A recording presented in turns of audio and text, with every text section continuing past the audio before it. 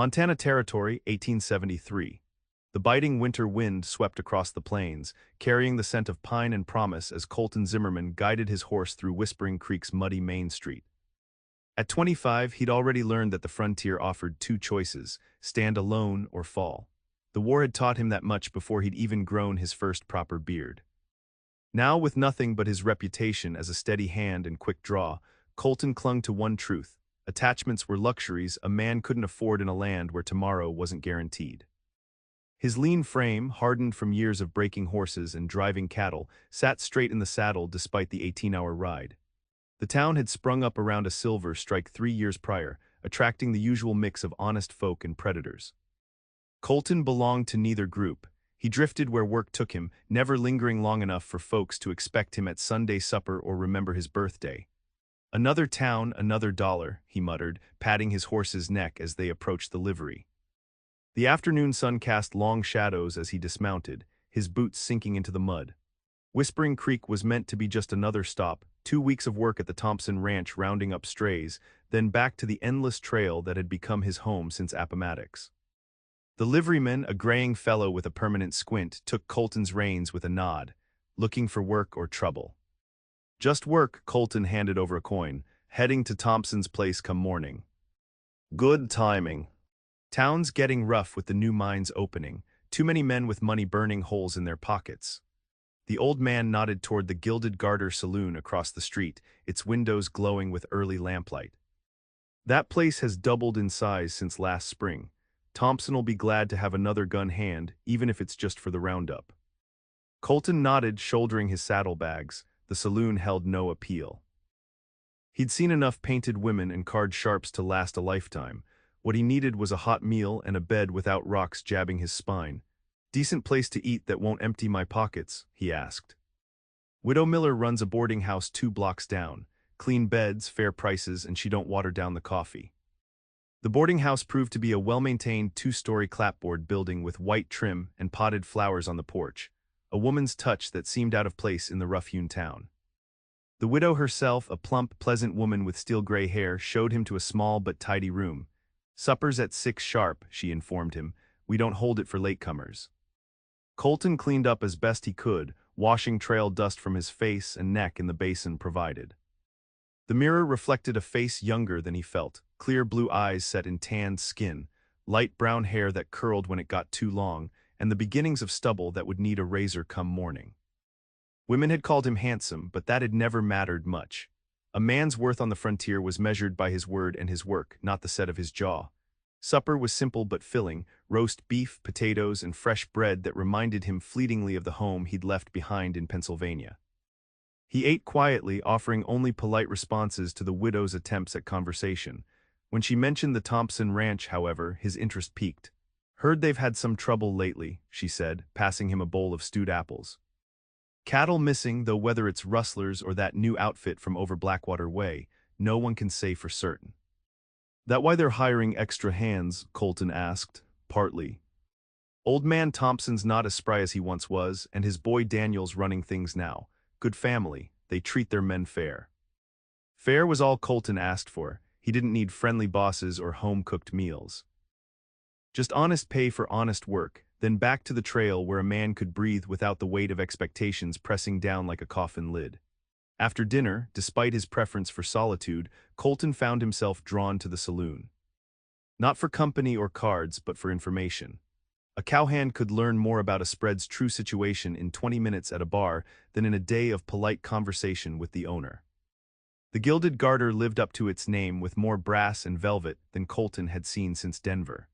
Crystal chandeliers cast a warm glow over green felt tables where serious-faced men hunched over cards. A long mahogany bar stretched along one wall, while a small stage occupied another where a piano player coaxed a melancholy tune from yellowed keys. The saloon girls moved among the tables with practiced smiles, their dresses cut low and hitched high. Colton ignored them, finding a quiet spot at the bar's end where he could observe without inviting conversation. He ordered whiskey and sipped it slowly, listening to the currents of talk flowing around him. "Thompson's losing cattle again," a weather-beaten rancher was saying to his companion. "Third time this month." "Rustler's getting bold," the other man agreed. Or maybe it's that Eastern syndicate looking to squeeze him out. Colton filed the information away. Cattle rustling was common enough, but an organized effort to pressure a rancher into selling had darker implications. It suggested money and planning, perhaps even connections to the law. The kind of situation a wise drifter steered clear of.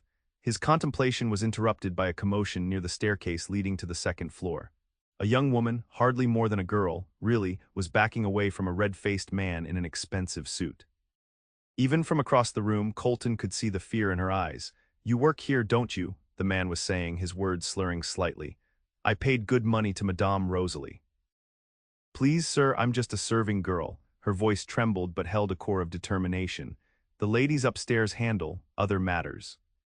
The man grabbed her wrist, yanking her toward him. "Don't play innocent with me. You've been smiling at me all night." Something twisted in Colton's gut, a feeling he'd tried to bury beneath years of practiced indifference.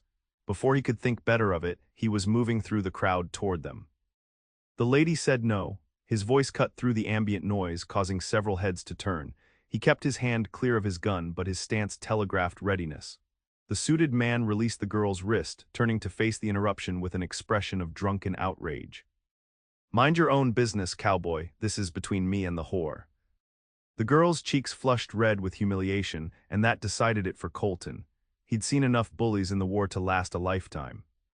"Seems to me the lady made her position clear," he said quietly.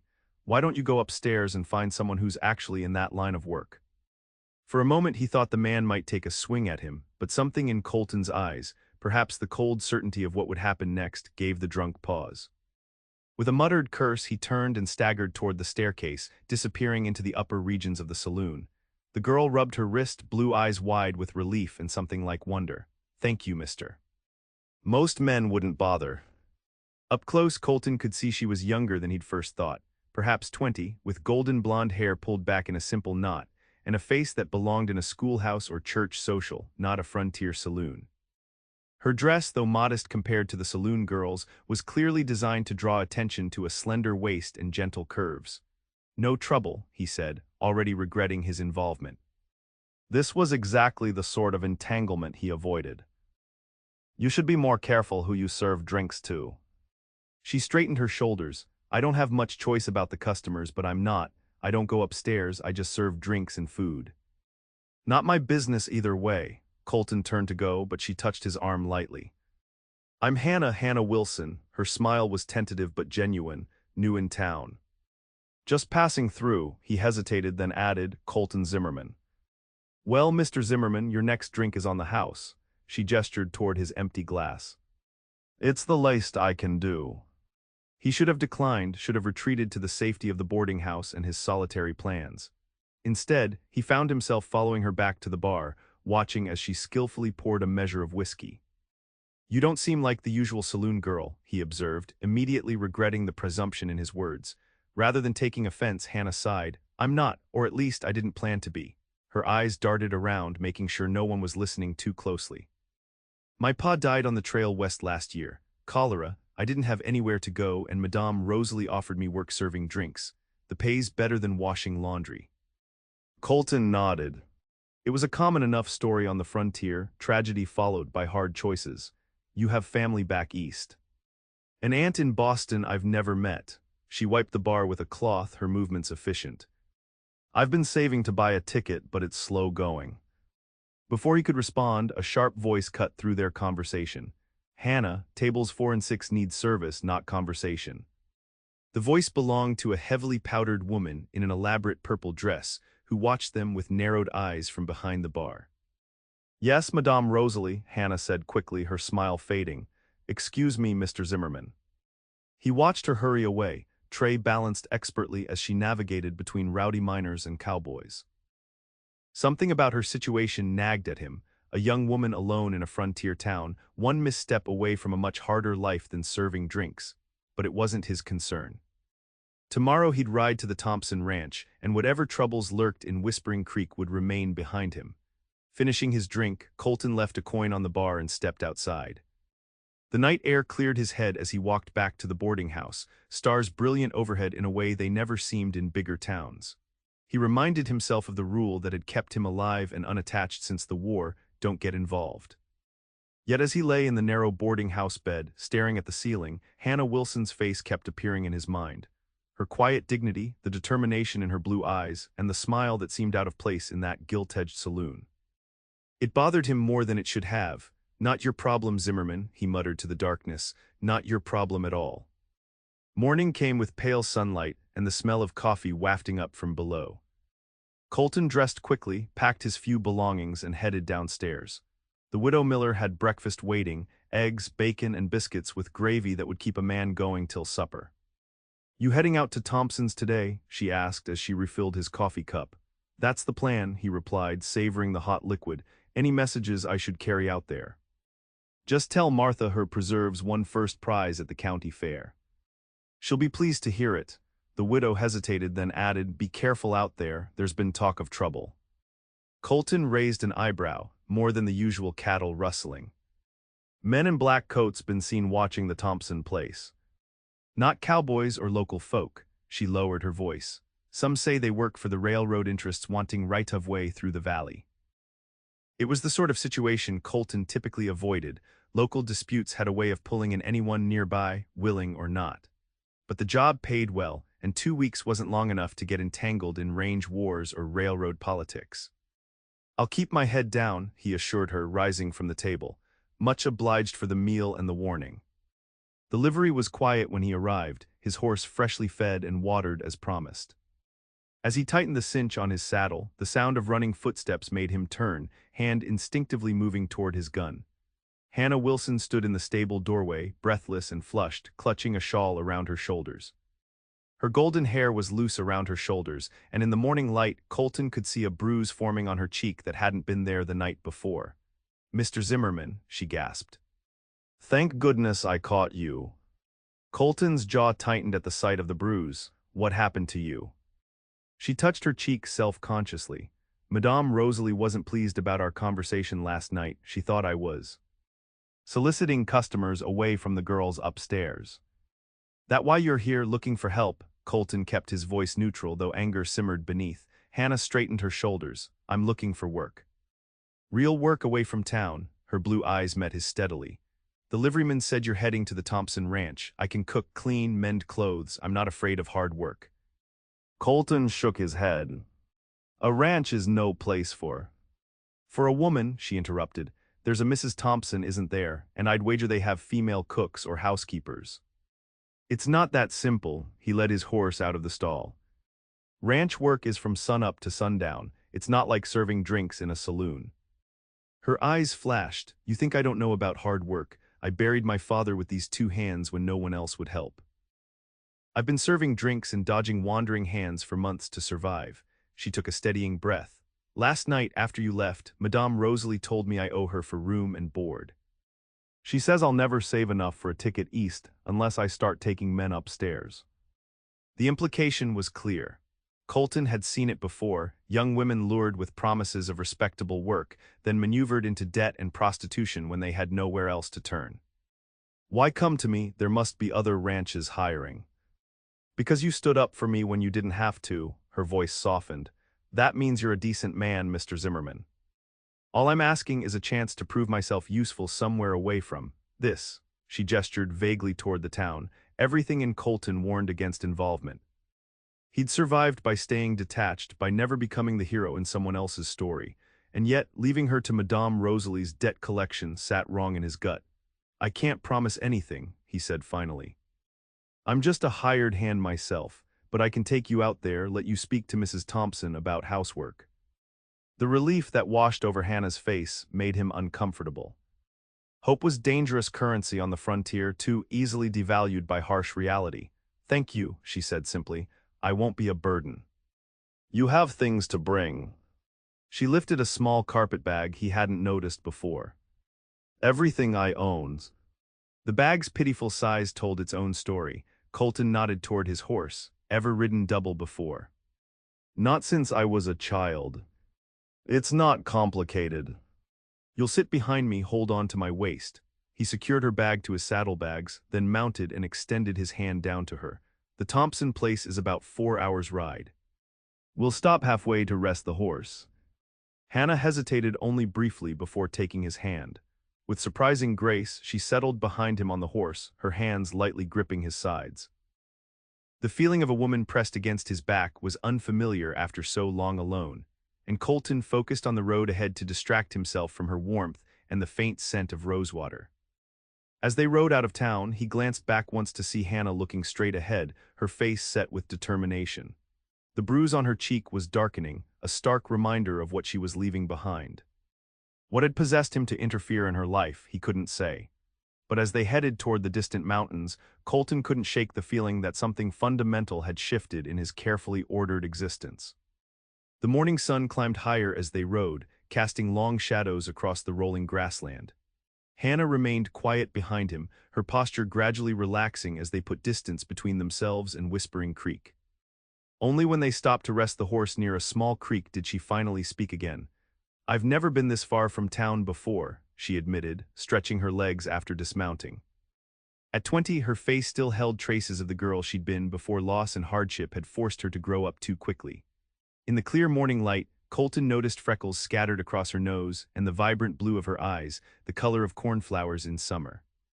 "It's open country," Colton replied, leading his horse to drink, beautiful but unforgiving. "Like most things worth having." She smiled faintly, then winced as the expression pulled at her bruised cheek. Colton frowned, digging through his saddlebags until he found a small tin of salve. "Here," he said, offering it to her. "It won't take away the bruise, but it might help with the sting." Hannah accepted the tin, her fingers brushing his momentarily. "You're a surprising man, Mr. Zimmerman." "How's that?" He busied himself checking the horse's hooves, uncomfortable with her scrutiny. "Most men I've met fall into two categories, those who want something from me and those who don't see me at all." She applied the salve gently to her cheek. "You don't seem to fit either group."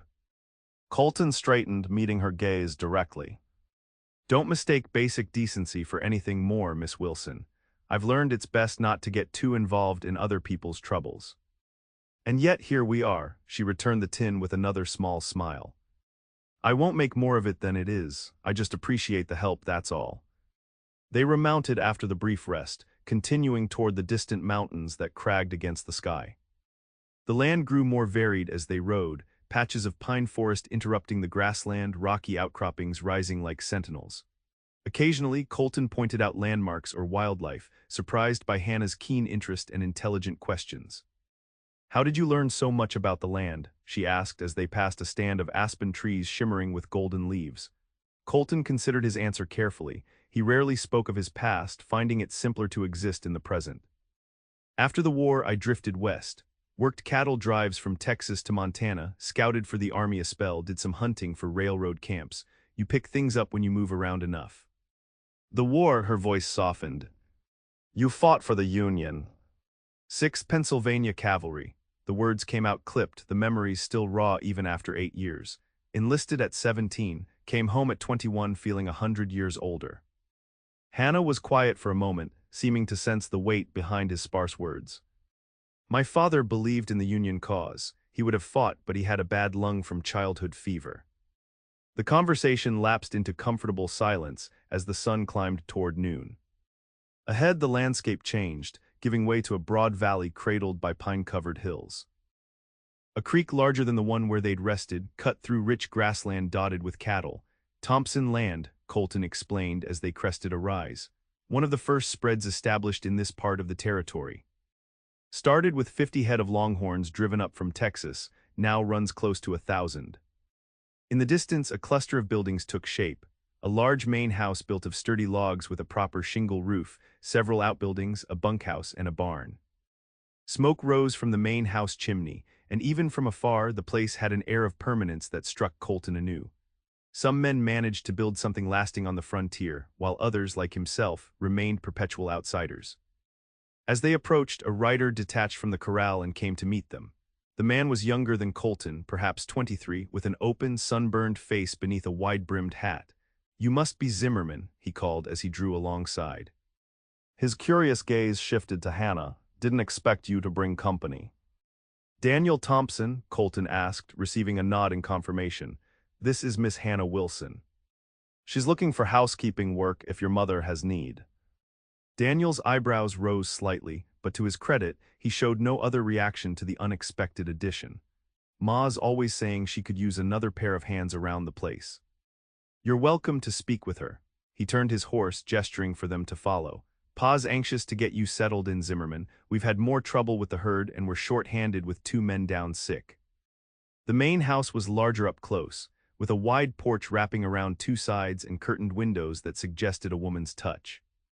As they dismounted in the yard, the front door opened to reveal a stout, handsome woman in her 50s, her graying hair pulled back in a severe bun that did nothing to diminish the warmth in her eyes. Daniel, who have you brought home?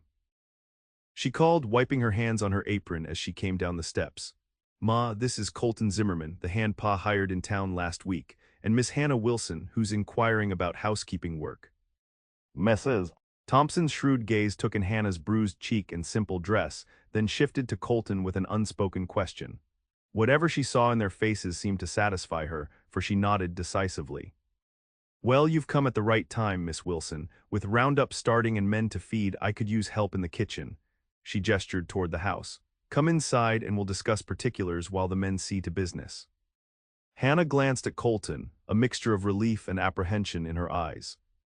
Thank you for bringing me here, Mr. Zimmerman. Good luck, Miss Wilson. He tipped his hat, aware of Mrs. Thompson's speculative gaze moving between them. As Hannah followed the older woman inside, Daniel turned to Colton.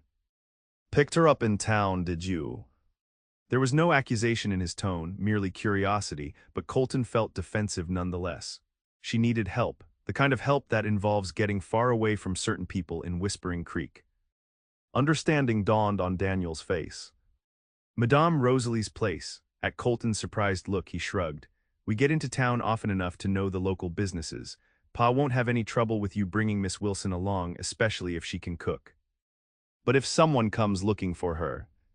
They won't, Colton said with quiet certainty, and if they do, they'll answer to me first. The younger man studied him for a moment, then nodded. Fair enough, come on, Pa's waiting in the barn. We've got a situation you should know about before you bunk down. The situation, as it turned out, was more serious than mere cattle rustling. In the cool dimness of the barn, John Thompson, a bear of a man with a silver-streaked beard and penetrating eyes, laid out the problems facing the ranch. Started about 3 months back, he explained, running a weathered hand along a map spread across a hay bale.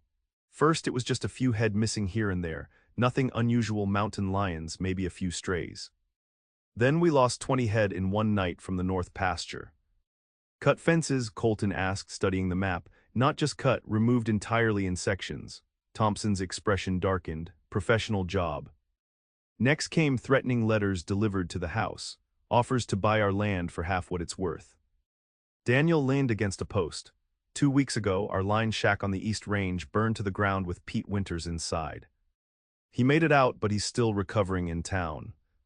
The law been any help? Colton kept his voice neutral, though he already suspected the answer. The older Thompson snorted.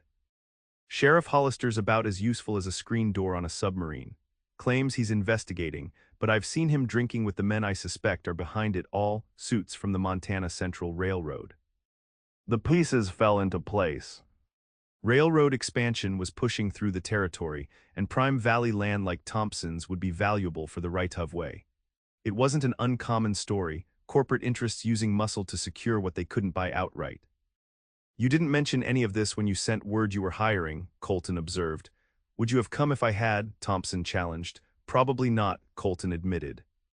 I try to avoid other people's wars. Don't we all? The older man sighed. But sometimes the war comes to you whether you want it or not. I'm not asking you to fight our battles, Zimmerman. Just help us get through roundup with the cattle we have left. After that, you can take your pay and ride on. It was reasonable enough, 2 weeks of work, then back to the drift. The railroad men wouldn't be interested in a hired hand with no stake in the outcome. I'll do the job I signed on for, Colton agreed. But I should warn you, I brought Miss Wilson here to get her away from trouble in town. If that complicates things for you, I'll understand. Thompson waved a dismissive hand. Martha's been after me to hire another girl since spring. One more mouth to feed won't matter, especially if she's handy in the kitchen. His eyes narrowed shrewdly. though I suspect there's more to that story than you're telling. Nothing that should follow us here, Colton said firmly. She needed a fresh start, that's all. The older man studied him for a long moment, then nodded. Good enough for me. Daniel will show you to the bunkhouse. Rest up today, we start at dawn tomorrow pushing cattle from the high pasture. The bunkhouse was better than most Colton had stayed in. Clean bunks with actual mattresses instead of straw, a stone fireplace at one end, and a washroom addition with a pump and 2 tin tubs. 4 other hands were already in residence, each nodding a greeting as Daniel made introductions. Supper's at 6 in the main house, Daniel informed him. Ma insists all hands eat together during roundup. Says it builds fellowship. He rolled his eyes good-naturedly. Really, she just likes to keep an eye on everyone. Left alone to settle in, Colton unpacked his meager belongings. The events of the day played through his mind as he cleaned his revolver, a habit that had kept the weapon reliable through years of frontier travel. He hadn't expected to land in the middle of a range dispute, nor to find himself responsible, however tangentially, for a young woman's welfare. Getting soft, Zimmerman, he muttered, holstering the clean gun. The solitary path had served him well since the war. No attachments meant no grief when it came time to move on, and it always came time to move on. Hannah Wilson was just another complication he didn't need, regardless of how her smile had warmed something long cold inside him. By the time the dinner bell rang from the main house, Colton had resolved to maintain a polite distance from Hannah. He'd done his part by bringing her to safety. Her future at the Thompson ranch was her own affair. This decision firmly in mind, he walked with the other hands toward the welcoming light of the main house, the evening air carrying the promise of autumn's approach. The Thompson dining room was spacious by frontier standards, dominated by a long oak table that could seat 14 comfortably. Oil lamps cast a warm glow over the gathered ranch hands and family members. Mrs. Thompson presided at one end of the table, her husband at the other, with various workers and family members arranged between. Colton found himself seated across from Hannah, who looked transformed after just a few hours in Martha Thompson's care. Her golden hair was neatly braided and coiled at the nape of her neck, and she wore a borrowed dress of soft blue cotton that matched her eyes. The bruise on her cheek was less noticeable, perhaps covered by some feminine preparation. She offered him a small smile as he took his seat, but respected his reserve by focusing her attention on helping Mrs. Thompson serve the meal. The food was abundant and well-prepared: roast beef, mashed potatoes, fresh bread, and garden vegetables that reminded Colton how long it had been since he'd eaten a proper home-cooked meal. Conversation flowed easily around him, the hands discussing the next day's roundup, while the Thompson family included Hannah in their talk of household matters. Miss Wilson has a fine hand with pastry, Mrs. Thompson announced as she passed a plate of biscuits, made these herself this afternoon. Hannah blushed at the praise. My mother taught me before she passed, said a woman should know how to make a proper biscuit even if she never had to. A wise woman, John Thompson agreed, buttering one appreciatively. And where was home before you came west, Miss Wilson? Missouri, sir. My father was a blacksmith in Springfield until the war disrupted business. He thought Montana would offer better opportunities. The conversation turned to origins, each hand sharing something of their background. Colton offered only that he'd come from Pennsylvania, deflecting further questions with practiced ease. Throughout the meal, he found his gaze returning to Hannah despite his resolution. There was something compelling in the way she carried herself, a quiet dignity that transcended her circumstances. As the meal concluded and the men began to drift toward the porch for a smoke before turning in, Martha Thompson caught Colton's arm. "A word, Mr. Zimmerman," she said, her tone brooking no refusal. He followed her into the kitchen where Hannah was already clearing dishes, her sleeves rolled up to the elbows as she worked alongside the Thompsons' teenage daughter. "Eliza, help your father with his evening medicines," Martha instructed. When the girl had gone, she turned her penetrating gaze on Colton. "Now then, Miss Wilson has told me something of how she came to be in your company." Colton shifted uncomfortably. "Mrs. Thompson." "I'm not one to pry into a person's past," she interrupted. "The frontier gives second chances to those deserving of them, but I'll not have trouble brought to my doorstep without knowing what to expect." "If you're concerned about her character," he began. "I'm concerned about who might come looking for her," Martha clarified, "and what you plan to do when they do." Hannah paused in her work, her eyes moving between them. "Mrs. Thompson, Mr. Zimmerman brought me here out of kindness, not obligation. If my presence puts your family at risk. Nonsense, child, you're staying right where you are. The older woman waved away the concern. I just want to be prepared, that's all. Colton considered his words carefully. Madame Rosalie might send someone to look for Hannah, claiming she owes money or stole something. It would be a lie. Martha nodded, unsurprised. Wouldn't be the first time that woman has tried to keep a girl through false debt. Don't worry, Mr. Zimmerman. We take care of our own here at Thompson Creek. I'm not, Colton stopped, realizing the implication.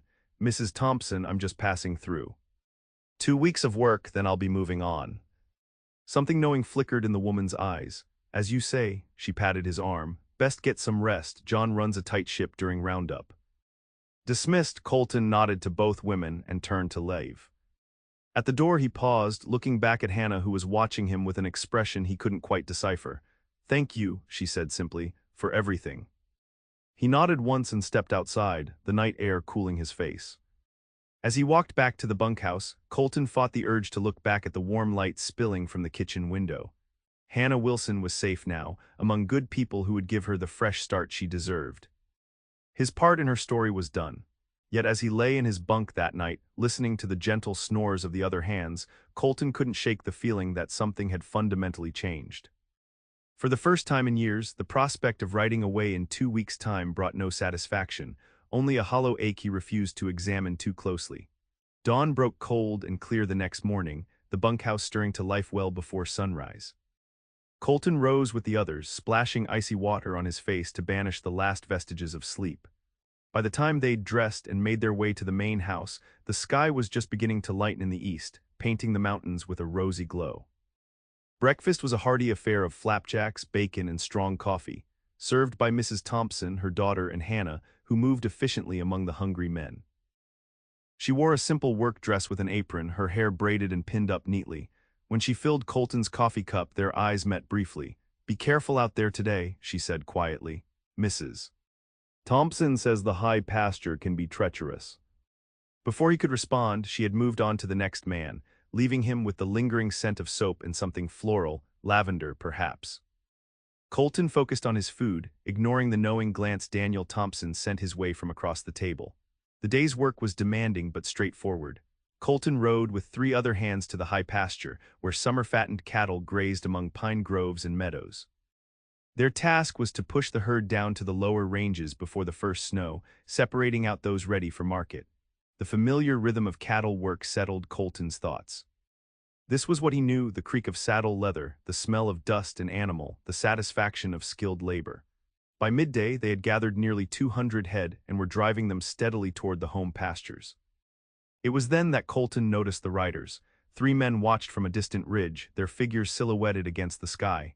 Even at this distance, Colton could see they weren't dressed like cowboys or local ranchers. Their dark coats and derby hats marked them as town men, out of place in the rugged landscape. Thompson's visitors, commented Jake Ellis, a weathered hand who'd been with the ranch for years. They show up every few days. Just watching. Intimidation, Colton observed, keeping his voice casual as he turned his horse to head off a straying steer. That's how it starts, Jake agreed grimly. Next comes accidents. Broken legs on prize bulls, spooked horses throwing riders. Railroad men play a long game. They don't need to win tomorrow if they can bleed you dry by Christmas. The riders remained on the ridge for nearly an hour, watching the roundup progress, before finally turning their horses and disappearing over the crest.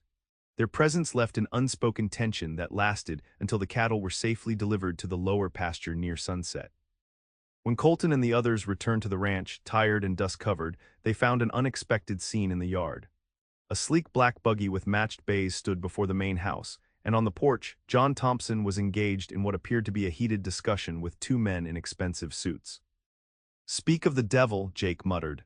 That's Harrington from the railroad and his lawyer.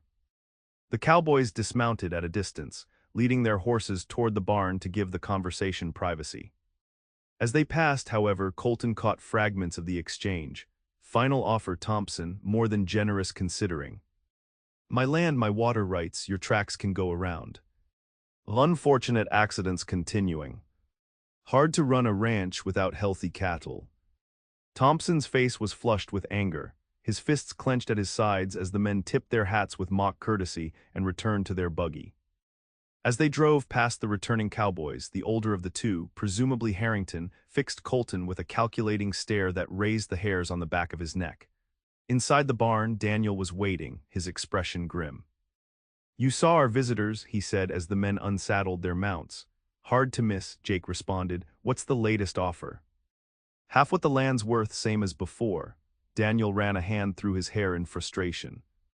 "Only now they're not bothering to hide the threats. Said it would be a shame if we lost more cattle before winter, or if something happened to the house with Ma and Eliza inside." A cold anger settled in Colton's chest. He'd seen men like Harrington during the war, those who profited from others' suffering while keeping their own hands clean. The type who hired others to do their dirty work, then expressed shock and regret when blood was spilled. "Your father stand firm?" he asked, brushing down his horse with more force than necessary.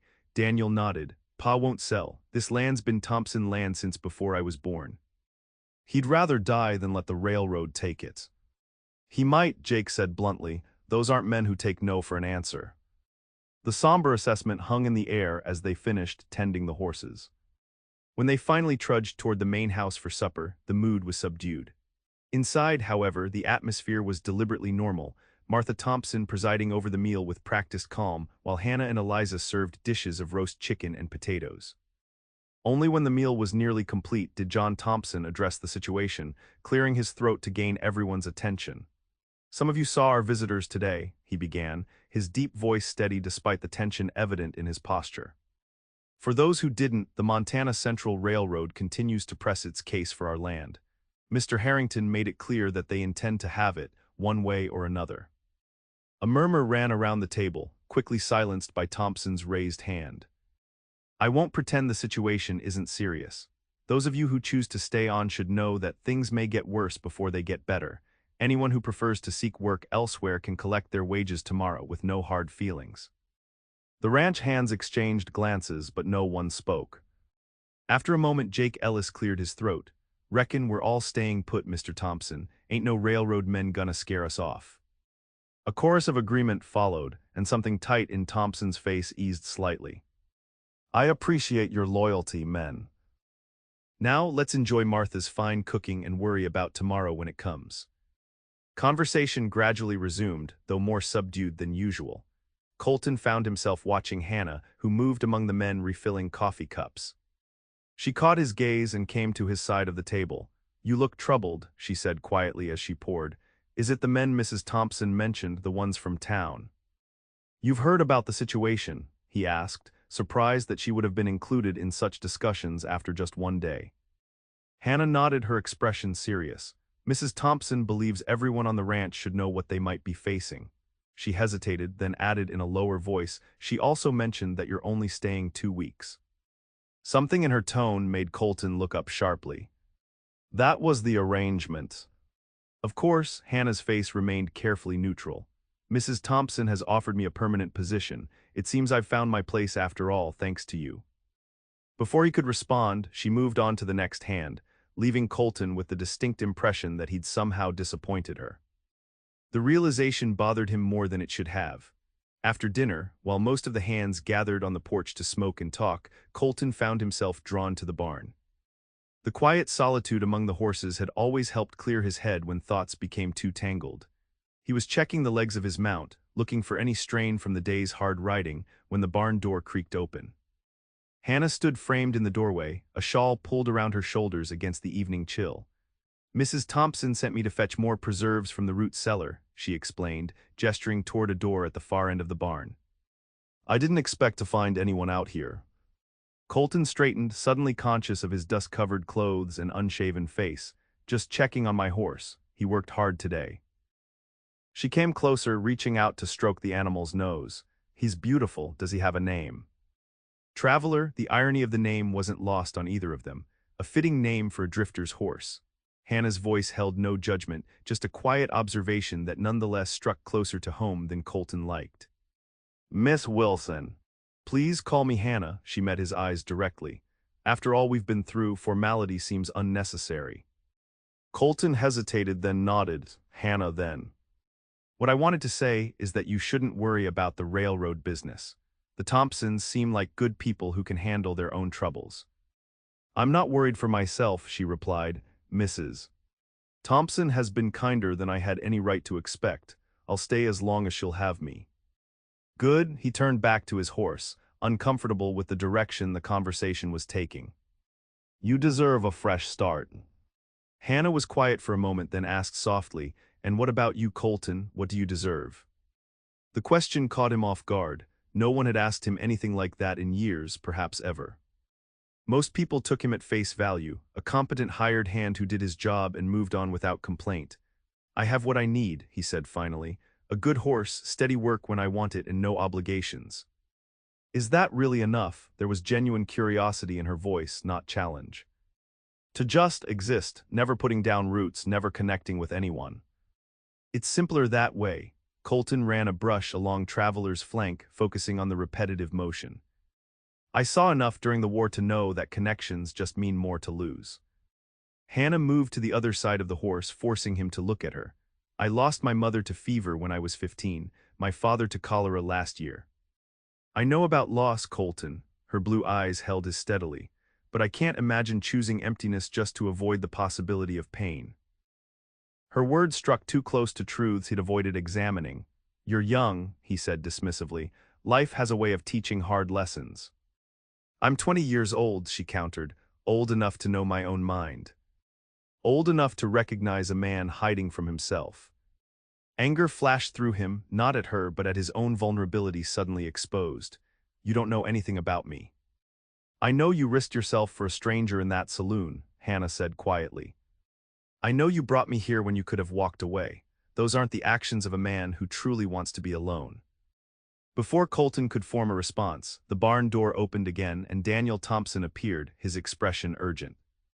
Zimmerman, there you are. Pa wants everyone at the house. Ryder just came in from the east pasture. We've got trouble. The moment between them shattered. Colton quickly secured Traveler's stall and followed Daniel, aware of Hannah trailing behind. Inside the main house, the mood was grim. John Thompson stood by the fireplace, his face set in hard lines as he addressed the gathered hands. 20 head slaughtered in the east pasture, he announced without preamble. Not taken, not stolen, killed, and left to rot. Message carved into a fence post, next time it won't be cattle. A stunned silence fell over the room. Even for the frontier, such wanton destruction was shocking and the threat unmistakable. I'm riding into town tomorrow to speak with the sheriff, Thompson continued. Not that I expect much help from that quarter. In the meantime, we double the night watch. No one rides alone, especially the women. His gaze swept over his wife, daughter, and Hannah. Martha, I want you all staying close to the house. Mrs. Thompson nodded grimly, one arm around Eliza's shoulders. We'll be careful, John. As the men discussed watch rotations and defensive measures, Colton found himself watching Hannah. She stood straight-backed beside Mrs. Thompson, her face pale but composed. When their eyes met across the room, he saw not fear but resolve in her gaze, and something else that made his chest tighten unexpectedly. Later, as he took first watch with Jake Ellis near the main house, Colton found himself replaying their conversation in the barn. Hannah's words had penetrated defenses built over years of deliberate detachment. Was she right? Had he been hiding rather than living? The questions haunted him as he scanned the darkness, revolver close at hand. She's a fine-looking woman, Jake commented casually around his pipe stem. Got spirit, too. Colton didn't pretend to misunderstand. She deserves better than a drifter.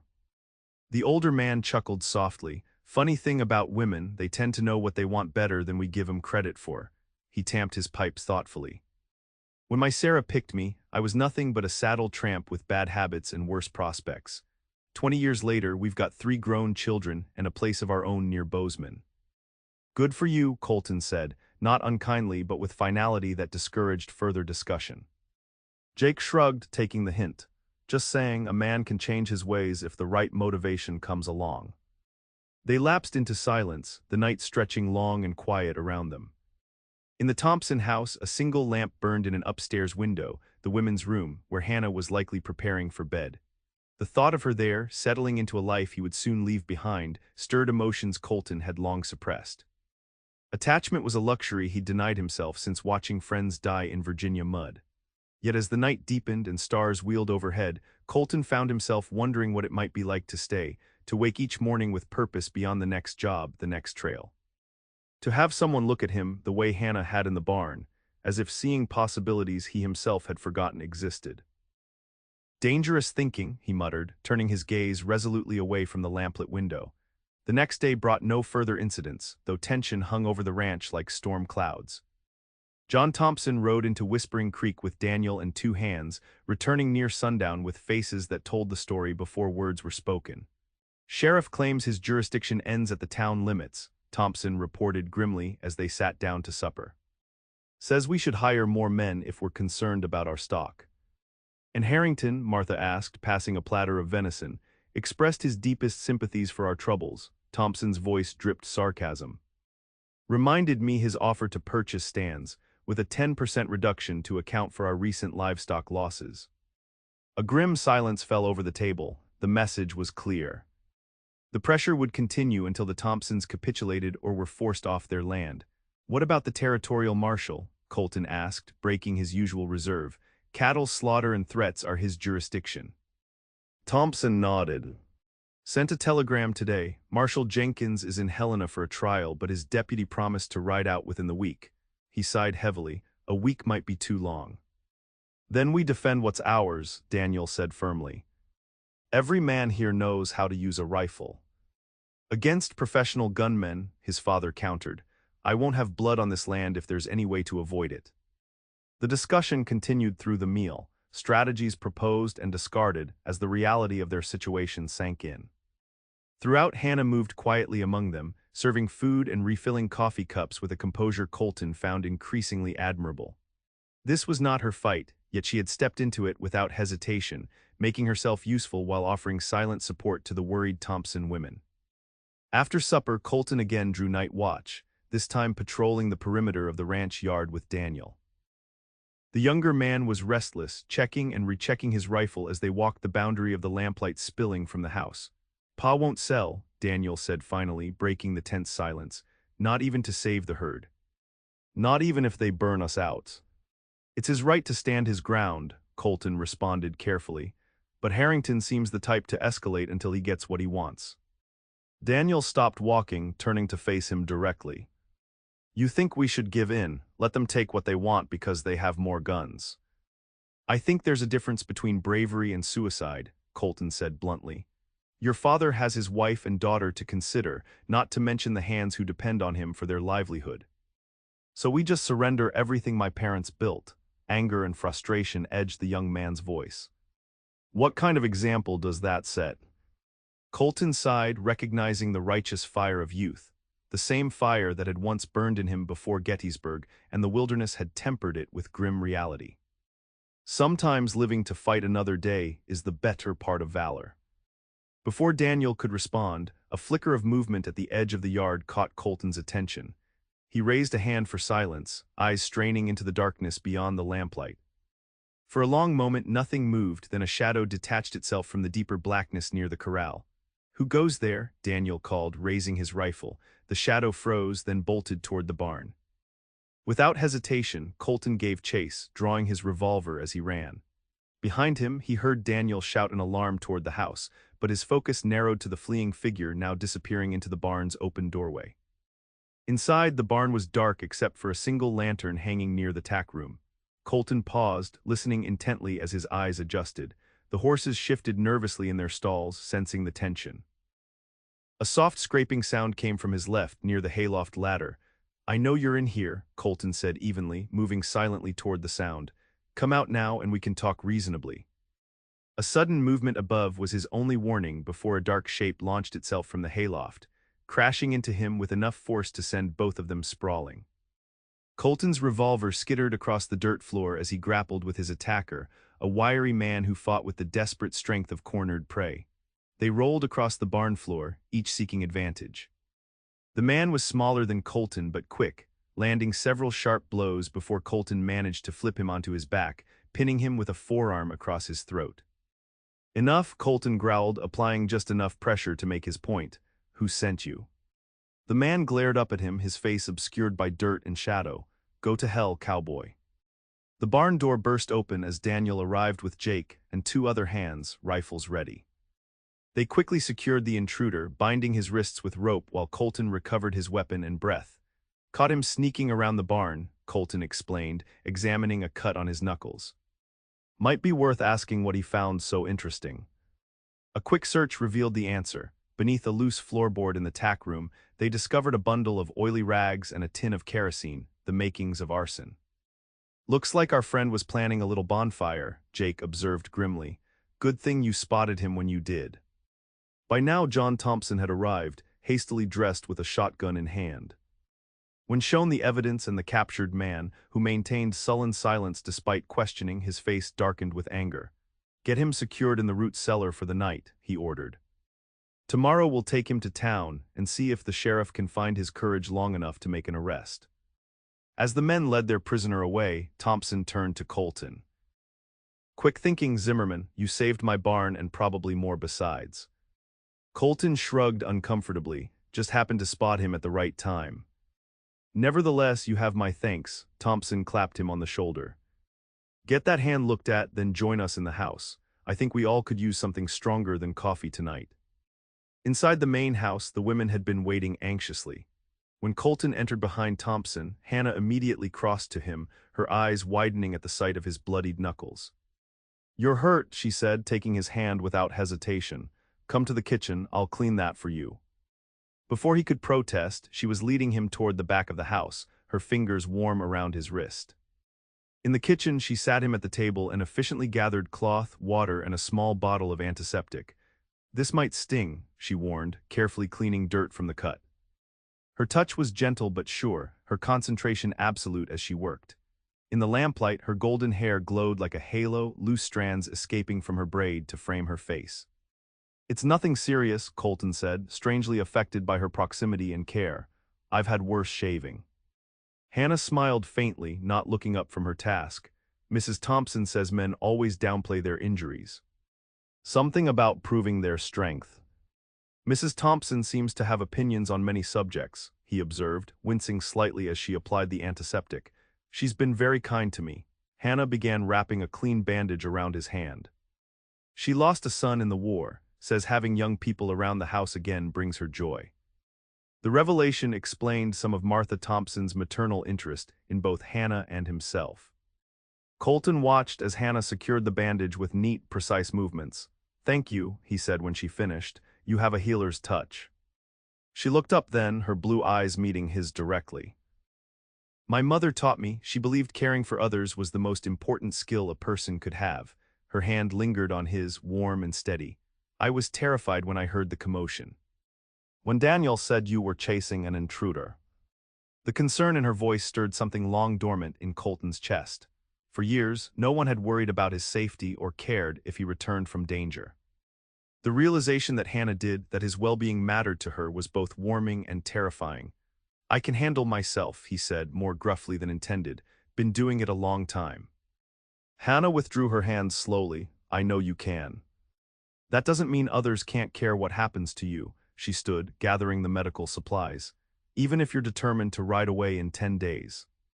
The quiet statement hung between them as she turned to put away the antiseptic. Colton found himself at a loss for words, caught between the familiar urge to maintain distance and the increasingly powerful pull he felt toward this remarkable young woman. Before he could formulate a response, Martha Thompson appeared in the doorway. Hannah dear, John's called a meeting in the parlor, we should join them. Her shrewd eyes took in the scene, a knowing expression crossing her face before she discreetly withdrew. In the parlor, Thompson was addressing the assembled household, his manner grave but determined. Tonight's incident changes things. They're escalating from threats to direct action, which means we need to be prepared for worse to come.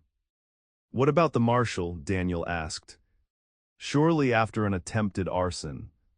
I'll send another telegram tomorrow, but we can't count on outside help. Thompson's gaze swept the room. Starting tomorrow, no one works alone. The women stay within sight of the house at all times. We post armed guards day and night. The seriousness of the situation settled over the group. This was no longer a matter of property disputes or cattle rustling. The stakes had risen to life and death. Our prisoner might be persuaded to reveal who hired him, Jake suggested. A night in the root cellar might loosen his tongue.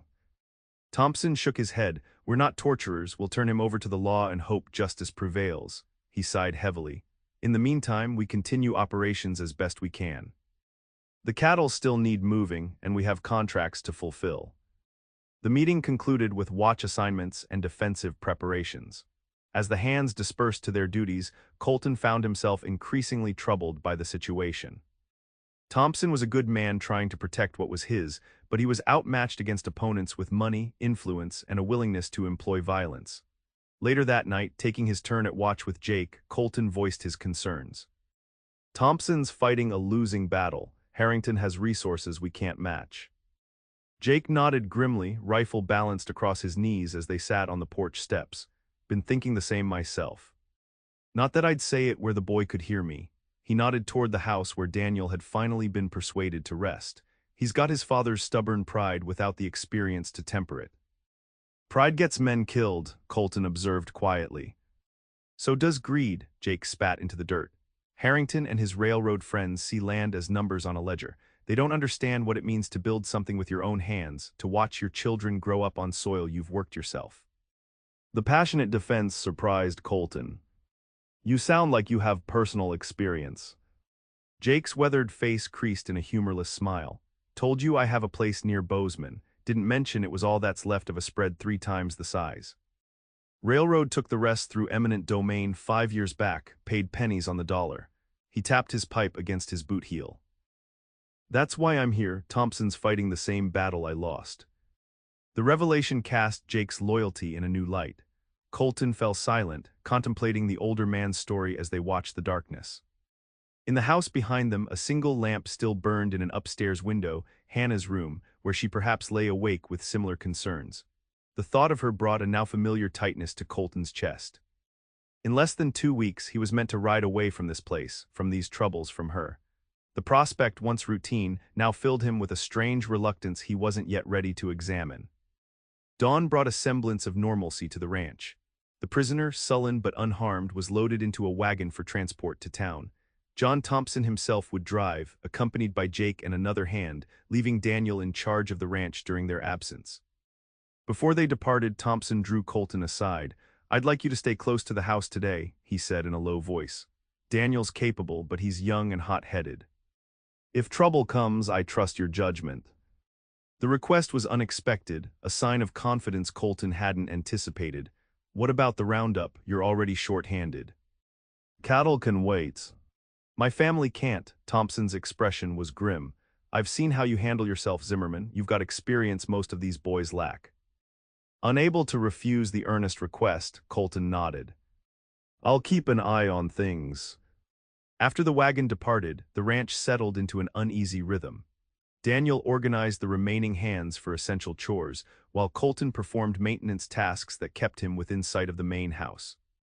From time to time, he caught glimpses of Hannah through the windows as she worked alongside Mrs. Thompson and Eliza, her golden head bent over bread dough or laundry.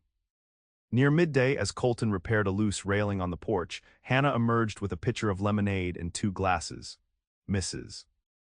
Thompson thought you might be thirsty, she said, setting the items on a small table. It's turning warm for September. Colton straightened, wiping his hands on a rag before accepting the offered drink. Thank you. It's appreciated. Hannah poured a glass for herself, settling on the porch step as naturally as if they shared lemonade every day. How's your hand?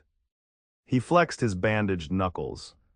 Healing fine thanks to your care.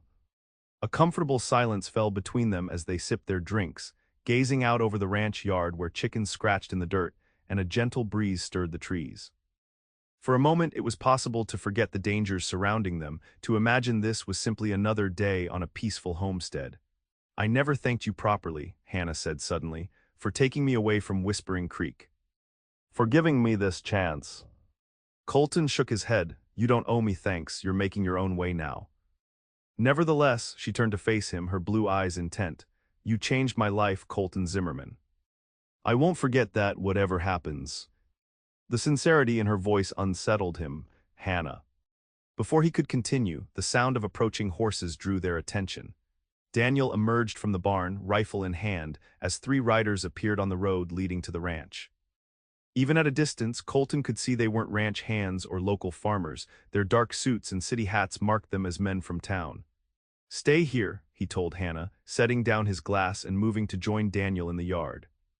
As the riders drew closer, Colton recognized the lead figure, Harrington, the railroad man who had confronted Thompson 2 days earlier. Beside him rode another suit-clad businessman and a third man whose appearance sent a chill down Colton's spine. Though dressed like the others, his bearing and the way his coat hung over his right hip spoke clearly of his profession, gunman. Daniel raised his rifle as the men reined in their horses at the edge of the yard. "That's far enough, my father's not here."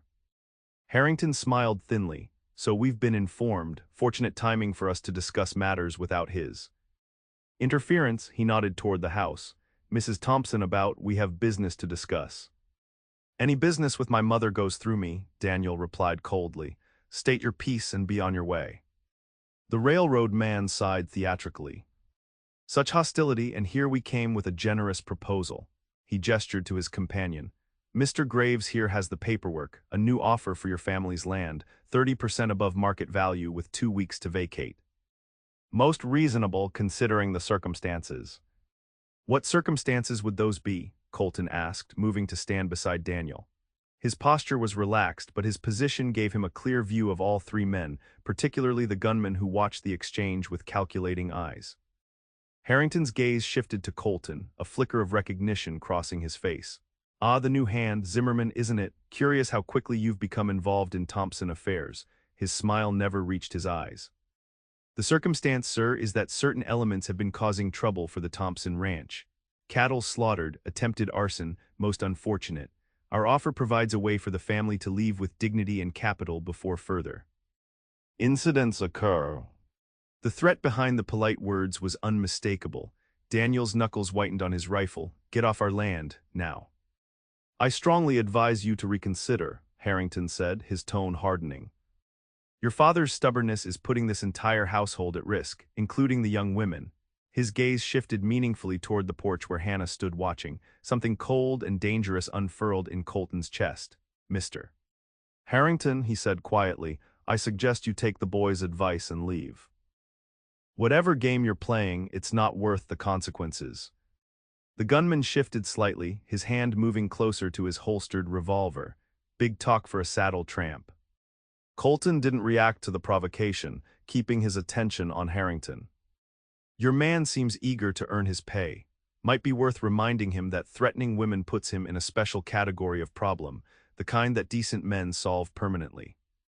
A tense silence fell over the yard. Harrington studied Colton with new interest, seemingly reassessing the situation.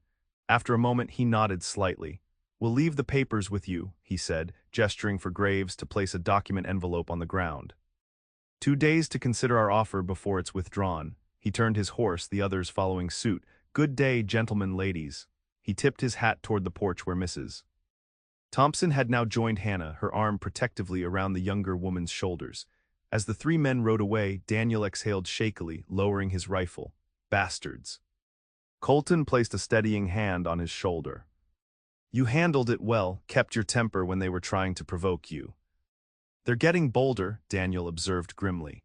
"Coming here when Pa's away, threatening the women directly." "Which means they're getting desperate." Colton watched the retreating riders thoughtfully. "People who feel they're winning don't need to escalate." They returned to the house, where Martha Thompson received the news of the confrontation with remarkable composure. Only the tightness around her eyes betrayed her concern as she directed everyone back to their tasks, insisting that normal routines continue despite the threat. "We won't give them the satisfaction of disrupting our lives," she declared firmly. "Dinner will be at the usual time, and I expect clean hands and civil conversation at my table." Her quiet strength impressed Colton, who found himself increasingly drawn into the Thompson family's struggle despite his customary detachment. As the day progressed, he maintained a vigilant watch over the ranch, his thoughts continually returning to the confrontation and to Hannah, whose safety had suddenly become his primary concern. When John Thompson and his companions returned near sunset, the news they brought was not encouraging. The sheriff had reluctantly jailed their prisoner, but made it clear that charges might not stick without corroborating evidence or witnesses. More troubling, the telegraph operator reported that the line to Helena had been down since morning, making communication with the territorial marshal impossible. Convenient timing, Jake commented darkly as they gathered in the parlor after supper. Almost like someone knew we'd be trying to reach the law. Thompson nodded grimly. We're on our own for now, which means we increase security and prepare for the worst while hoping for the best. He turned to Colton. Daniel told me how you handled Harrington today. That was well done. Colton shrugged uncomfortably, just didn't want trouble. Nevertheless, you showed restraint and good judgment. Thompson's expression grew serious. I know you signed on for regular ranch work, not guarding against gunmen and arsonists. If you want to collect your pay and move on, I'll understand. The offer was reasonable, exactly the out Colton would normally have taken without hesitation. 2 weeks ago or even 2 days ago, he might have accepted, packed his belongings, and ridden away from a situation that wasn't his fight. But now, the thought of leaving, of abandoning the Thompsons to Harrington's escalating threats, of riding away from Hannah just as she was building a new life, felt impossible. Something fundamental had shifted inside him, cracking the protective shell he'd built since the war. I'll stay, he said simply. At least until this situation is resolved. Relief washed over Thompson's face. Thank you, Zimmerman, that means more than you know. Later that evening, as Colton took his turn at watch, Hannah joined him on the porch, a shawl wrapped around her shoulders against the night chill. Mrs. Thompson sent coffee, she said, offering him a steaming cup, and company if you want it. Colton accepted both gratefully. You should be resting, it's been a long day. I couldn't sleep. Hannah settled beside him on the porch step, her shoulder barely touching his. Not with everything that's happening, those men today, she shivered slightly. The way they looked at the house, at us, like we were just obstacles to be removed. Harrington's the type who sees people as pieces on a board, Colton agreed. But he's not as powerful as he wants us to believe. Men like that count on fear to do most of their work for them. Hannah was quiet for a moment, sipping her coffee. I heard you tell Mr. Thompson you'd stay until this is resolved. When he glanced at her, she added quickly, I wasn't eavesdropping. Sound carries in that house. It's the right thing to do, Colton said simply. Is that the only reason? Her voice was soft, almost hesitant. The question hung between them in the darkness. Colton stared out at the night, searching for the right words or perhaps the courage to speak them. No, he admitted finally. It's not the only reason. Hannah's hand found his in the darkness, her fingers warm against his skin. I'm glad, she whispered. I didn't want you to leave. Something tight in Colton's chest eased at her touch, at the simple honesty of her words. For years he'd kept the world at arm's length, convinced that attachment would only lead to pain. Yet here, in this moment with Hannah beside him, that conviction seemed hollow, a shield that had protected him from hurt but also from joy. When I came to Whispering Creek, he said slowly, I was just passing through. Another town, another job, that's been my life since the war. He turned to face her, her features softly illuminated by moonlight. I never expected to find someone, who made me question that path. Hannah's eyes shone in the darkness, and now I'm not sure of anything except that I want to see this through. He squeezed her hand gently. To make sure you're safe, to help the Thompsons if I can. It wasn't a declaration of love or a promise of forever. Colton wasn't ready for that, wasn't sure he'd ever be ready. But it was more than he'd offered anyone in years, an acknowledgement that something had changed, that she had changed him in ways he was only beginning to understand. Hannah seemed to recognize the significance of his words. She leaned against him slightly, her head coming to rest on his shoulder in a gesture of trust that moved him deeply. That's enough for now, she murmured. They sat together in companionable silence as the night deepened around them, sharing warmth and coffee and the tentative beginnings of something neither was ready to name. For the first time in longer than he could remember, Colton felt not just alive but present, anchored to this moment, this place, this woman whose quiet strength had begun to heal wounds he hadn't known were still bleeding. The next 2 days passed in tense anticipation. Thompson increased security around the ranch, sending riders out in pairs and keeping the women close to the main house. The deadline for Harrington's offer approached with no further contact from the railroad men, though distant riders were occasionally spotted watching the ranch from surrounding ridges. On the evening of the second day, as the family and hands gathered for supper, Thompson addressed the situation directly. Harrington's deadline passes at midnight, he he said, his deep voice grave. I expect they'll make some move after that. Maybe tonight, maybe tomorrow. He looked around the table, his gaze resting briefly on each face. I want to thank you all for standing with us. Whatever happens, know that Martha and I consider each of you family. We'll be ready for them, Pa, Daniel assured him, though the young man's confident tone couldn't entirely mask his anxiety. Colton, seated beside Hannah, felt her tense slightly at the exchange. Beneath the table, he allowed his hand to briefly cover hers, a silent reassurance that didn't go unnoticed by Martha Thompson's observant eyes. After the meal, as the hands dispersed to their watch positions, Martha drew Colton aside. A word, Mr. Zimmerman. She led him to the study, a small room lined with books that served as John Thompson's office. Once the door closed behind them, she turned to face him directly, her manner brisk but not unkind. I've seen how things stand between you and Hannah, she said without preamble. The question is, have you? Colton shifted uncomfortably under her scrutiny. Mrs. Thompson. Martha, please, she waved away formality. I'm not speaking to you as your employer's wife, but as someone who cares for that girl's happiness. Her expression softened. Hannah's had more than her share of hardship. She deserves someone who won't add to it. I agree, Colton said quietly, which is why I've tried to keep my distance. Martha studied him thoughtfully. Have you now? Strange way of showing it, the way you watch her when you think no one's looking. When he didn't respond, she sighed. Colton, I've lived long enough to recognize a man fighting his own heart. What I can't figure is why. The direct question demanded honesty Colton rarely offered, yet something about Martha Thompson's forthright manner broke through his usual reserve. I've been drifting since the war, he admitted. Staying nowhere long enough to put down roots, it's simpler that way. Simpler perhaps, but lonelier too, I'd wager. Martha's expression grew distant. We lost our Robert at Antietam. He was 22, so full of life, so certain of his place in the world. Her gaze refocused on Colton. Grief nearly destroyed John and me. But do you know what saved us? Having someone to share it with, having a hand to hold in the darkness. Colton had no response to the raw honesty of her words.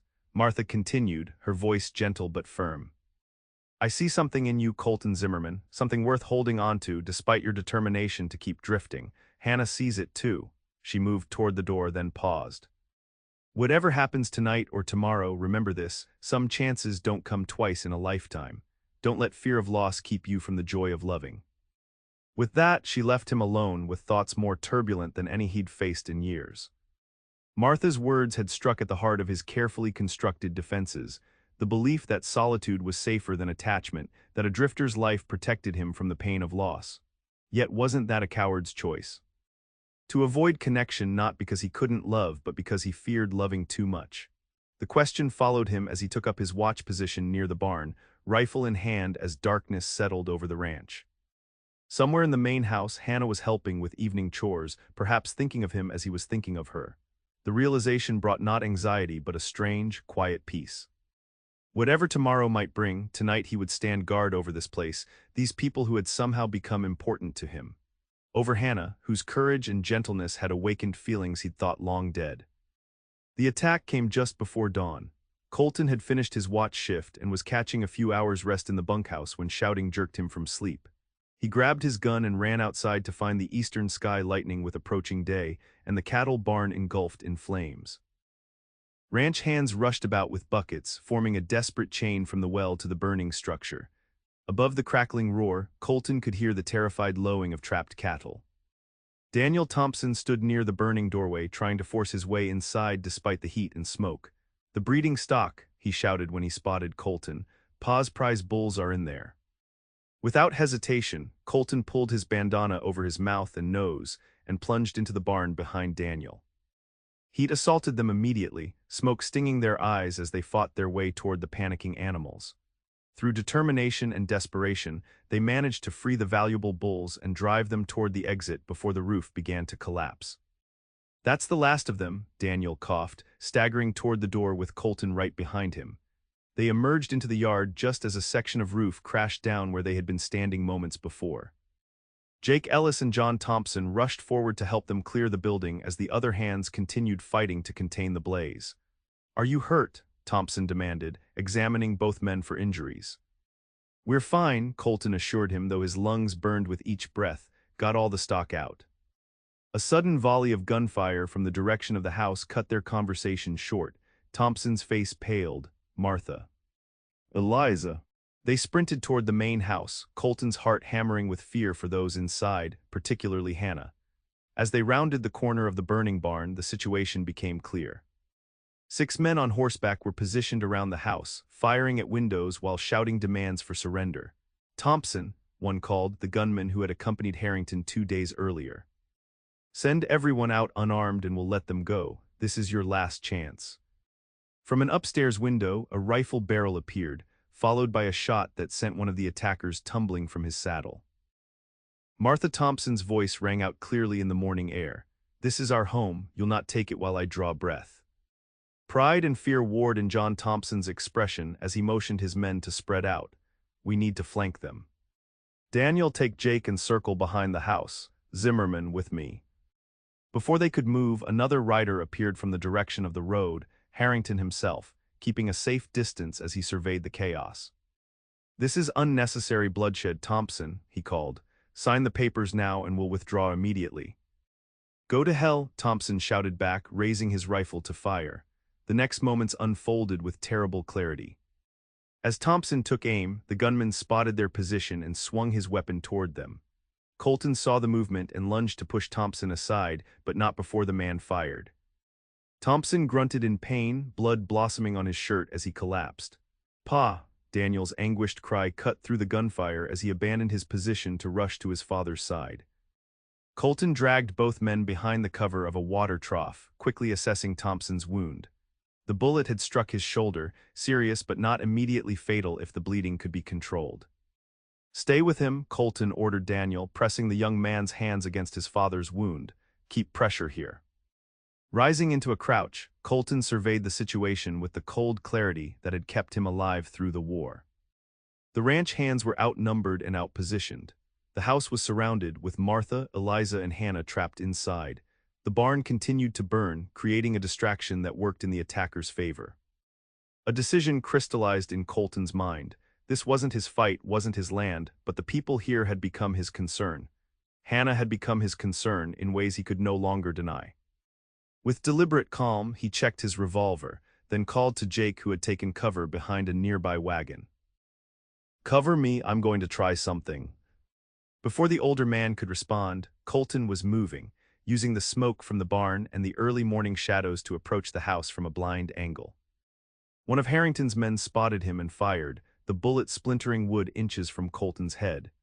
Jake's answering shot dropped the man from his saddle, creating momentary confusion that Colton exploited to reach the side of the house. Finding a window partially open, he slipped inside, finding himself in the kitchen where Hannah stood with a cast-iron skillet raised defensively. Her eyes widened in recognition, the weapon lowering as relief washed over her face. "Colton." "Thank God," she rushed to him, mindless of the soot and blood on his clothing. They came out of nowhere, set fire to the barn as a distraction. "Mrs. Thompson and Eliza are upstairs with the rifle." "Thompson's been shot," Colton told her grimly. "He'll live if we can end this quickly." He glanced around the kitchen. "Is there another weapon in the house?" Hannah nodded, moving to a cupboard where she retrieved a shotgun and shells. "Mr. Thompson keeps this for emergencies." Colton checked the weapon, finding it loaded and ready. "I need you to get upstairs with Martha and Eliza. Stay away from the windows, but keep them firing occasionally to make the attackers think you're still resisting." "What are you going to do?" Fear and determination mingled in Hannah's blue eyes. "End this," Colton said simply, "one way or another."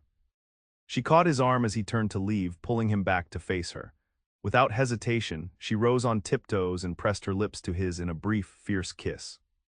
"Come back to me," she whispered against his mouth. "Promise me." The kiss ignited something primal in Colton's chest, a fierce protectiveness, a sudden clarity about what mattered most. "I promise," he said, the words feeling like a vow more binding than any he'd ever made. Hannah nodded once, then hurried toward the stairs with the resolve that had first drawn him to her. Colton watched her go, a new determination settling into his bones. Today would end with Hannah safe and Harrington's men defeated, or it would end with Colton Zimmerman in the ground. There would be no middle path. Moving to a side door, he slipped out onto the porch, staying low as he assessed the situation. The gunfire had become sporadic, the attackers growing cautious as they realized the house defenders were armed and determined. Harrington remained at a distance, directing operations with cold precision. Colton's military experience told him that breaking the chain of command was often the quickest way to end a fight. Remove the leader, and the soldiers often lost heart. With that in mind, he circled the house, using outbuildings and smoke for cover until he had a clear path toward Harrington's position. The railroad man sat his horse nervously, attention fixed on the house as his hired guns continued their assault. He didn't notice Colton's approach until the cold barrel of a shotgun pressed against his leg. "Call them off," Colton said quietly. "Now." Harrington froze, his face draining of color as he looked down at the weapon. "You wouldn't dare." "The law." "The law isn't here," Colton interrupted. "Just you, me, and a decision about whether you leave this ranch on your horse or over it." Something in his tone must have convinced Harrington of his seriousness, for the man raised a trembling hand and called out to his men. "Stand down, everyone, stand down." The gunfire gradually ceased, attackers and defenders alike trying to make sense of the sudden command. In the silence that followed, Colton kept the shotgun steady against Harrington's leg. "Now tell them to mount up and ride out," he ordered, "all of them." Harrington complied, his voice carrying across the yard. "Fall back, everyone, withdraw immediately." The hired guns exchanged confused glances, but the authority in their employer's voice was unmistakable. One by one, they mounted and began to retreat toward the road. Only the gunman who had shot Thompson hesitated, his expression murderous as he spotted Colton. "This isn't over," he called. "You're a dead man walking, Zimmerman." "Maybe," Colton acknowledged calmly. "But not today." When the last of the men had retreated to a safe distance, Colton turned his attention back to Harrington. "Here's what happens now. You're going to ride to town and tell the sheriff exactly what you've done here. Then you're going to telegraph your railroad bosses and tell them the Thompson ranch is off limits. Permanently." Harrington's face flushed with anger. "You have no idea who you're dealing with. The Montana Central will have this land one way or another." "Not today they won't," Colton's voice hardened. "And if you or any of your men come within sight of this ranch again, I'll personally ensure it's the last mistake you make." He lowered the shotgun slightly. "Now ride while you still can." For a moment it seemed Harrington might argue further. Then, with a curse, he wheeled his horse and galloped after his retreating men, dignity forgotten in his haste to escape. Colton watched until they disappeared from sight, only then allowing the tension to ease from his shoulders. The adrenaline that had carried him through the confrontation began to ebb, leaving exhaustion and a dull ache where a bullet had grazed his side, a minor wound he hadn't even noticed in the heat of the moment. He turned back toward the house to find the Thompson family and Hans emerging cautiously. Martha rushed immediately to her husband's side, where Daniel still applied pressure to his wound. Hannah appeared in the doorway, her eyes searching until they found Colton. The relief that washed over her face as their gazes met was worth any risk he had taken. Moving to join her, Colton was suddenly aware of the significance of what had just occurred. For the first time in years, he had fought not just to survive but to protect, to preserve something that mattered. The realization was both terrifying and exhilarating. Hannah met him halfway across the yard, her eyes taking in his disheveled appearance and the bloodstains spreading on his shirt. "You're hurt." "It's nothing," he assured her, though he winced when her hand gently probed the wound. "Just a graze. Thompson needs attention more than I do." "Martha's tending to him." Hannah's eyes never left his face. "You kept your promise." "I did." Colton reached out slowly, allowing his hand to cup her cheek. "Hannah, Whatever he might have said was interrupted by Jake's arrival. Ryder coming. "Vast." All eyes turned toward the road, hands reaching for weapons despite exhaustion. Instead of more attackers, however, a single rider appeared, wearing the distinctive badge of a territorial marshal. "Looks like the law finally decided to show up," Daniel observed dryly from his father's side. The next hours passed in a blur of activity. The marshal, having heard reports of trouble from travelers on the road, took statements from everyone present. John Thompson was carried inside and tended by Martha and Hannah, his wound painful but not life-threatening. The burned barn smoldered as the hands salvaged what they could from the ruins. Through it all, Colton found himself drawn into the heart of the Thompson family's crisis and recovery. No longer an observer or temporary ally, he was consulted, included, relied upon in ways that would have made him uncomfortable just days ago. Now it felt right, as if he had found a place where his skills and strength served a purpose beyond mere survival. By evening, some semblance of order had been restored. The marshal had ridden to town with written statements and promises to arrest Harrington and his men. John Thompson, pale but alert, had been installed in the parlor where he could direct recovery efforts from a makeshift bed. The hands had constructed temporary shelters for the rescued livestock and posted guards against any further attacks. As dusk settled over the ranch, Colton found Hannah on the porch, gazing out at the distant mountains now silhouetted against the darkening sky. She turned at his approach, a smile lightening her tired features. "How's your side?" she asked, gesturing to the bandage visible beneath his clean shirt. "Healing," he replied, joining her at the railing. "Your handiwork is impressive." "I've had too much practice lately." Her expression grew serious. "Mr. Thompson asked for you earlier. He wanted to thank you personally for saving the ranch." Colton shook his head. "I just did what needed doing. Everyone played a part." "That's not how the others tell it." Hannah's gaze was direct, challenging his modesty. "They say you faced down Harrington alone, that you ended the fight when it could have gone much worse." Uncomfortable with the praise, Colton changed the subject. "The marshal seems confident Harrington will face charges." With multiple witnesses and Thompson's influence in the territory, the railroad might decide this land isn't worth the trouble after all. "And when it's over," Hannah asked softly, "what then?" The question hung between them, laden with meaning Colton could no longer pretend not to understand. What then? Would he saddle Traveler and ride away as he had from countless other places? Return to the solitary trail that had been his home for so long. The thought, once comforting in its familiarity, now felt hollow, a path leading nowhere, endless miles without destination or purpose. "I don't know," he admitted finally. "For years, moving on was all I knew, all I wanted to know." He turned to face her directly. "But now?" "Now," Hannah prompted when he hesitated, hope and uncertainty mingling in her eyes. Colton took a deep breath, stepping into unfamiliar territory more frightening than any gunfight. "Now I'm thinking maybe there are things worth staying for, people worth building something with." The words were clumsy, inadequate to express the transformation occurring within him. Yet Hannah seemed to understand what lay beneath them, for her face softened with a joy that took his breath away. "I was hoping you might say that," she whispered, moving closer until only inches separated them. "Because I've found my place here, Colton, and I think you could find yours too. If you wanted to." In her eyes, Colton saw not just affection but a future, mornings of waking beside her, days of shared work, evenings of quiet conversation. A life not just of surviving but of living fully, loving deeply, building something lasting on this Montana land. The vision both terrified and called to him, challenging the solitary existence he had accepted as his fate since the war. Could he truly lay down the burden of his past, embrace the vulnerability of loving someone whose loss would devastate him, trust that what they might build together was worth the risk? Hannah watched the conflict play across his face, her own expression open and patient.